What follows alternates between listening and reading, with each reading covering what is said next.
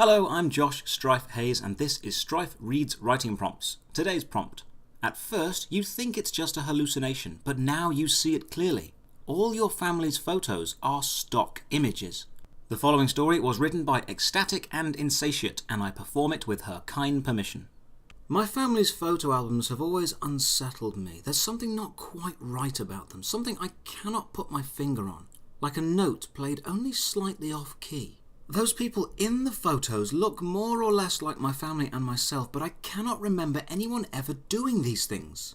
Nor can I imagine the relatives I only know through photos ever reasonably behaving as the pictures suggest they once did. For example, I don't understand why so many women in my family are caught joyously eating salad while practically assaulting the camera with eye contact. Or why so many of the older men in my family pose confusingly with off-brand products or gardening tools. But I could not figure out my family's oddness until my grandmother died, and I was tasked with dealing with her belongings while my mother took care of my father, who was dying too fast, but no one would admit it yet. I expected to lose myself in her boxes of photos for hours, but instead I found only a scant collection of my grandmother, an elderly woman with straw yellow hair and a blank, disoriented smile in all her photos. Only 12 exist. In 3 of them, she fiddles with a sprinkler in various states of confusion. In one, she rocks a porcelain doll and fixes the camera with a bizarre smile.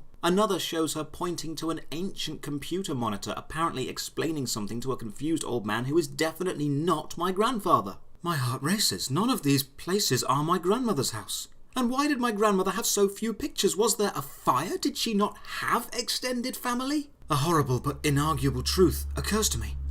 These were goddamn stock photos! The things I'd laugh at on Reddit fills my grandmother's picture frames and are glued lovingly into her old yellowing album. And yet none of it is real! My mind races. I look around myself and realise my grandmother's room is not really a room but an image of a thing, sewn together out of ones and zeros. My stomach pitches into my arse, but I don't remember it because my body isn't real, because I'm not real. I am a mind without a body, living but not living. I can't compute myself. I am a thing inside a computer and my mind is full of ghosts who never existed. The programmer, an exhausted guy named Greg who existed on caffeine and cortisol, sighed. He slammed his fist into his desk, then ran an executive program to kill bot 0962-C3. He shouted over the partition separating his nearest co-worker. "Another one of my bots just had a mental breakdown, dude. I don't know what the fuck I'm doing wrong." His co-worker rolled out of his cubicle to say flatly, "Stop building them smart, idiot. If they have shitty lives, they won't care if they're just a bot. Stupid is boring," he muttered, wounded, and opened up his program file. He began piecing together the rough shape of a new person. He decided this one, like all of his programs, could write itself.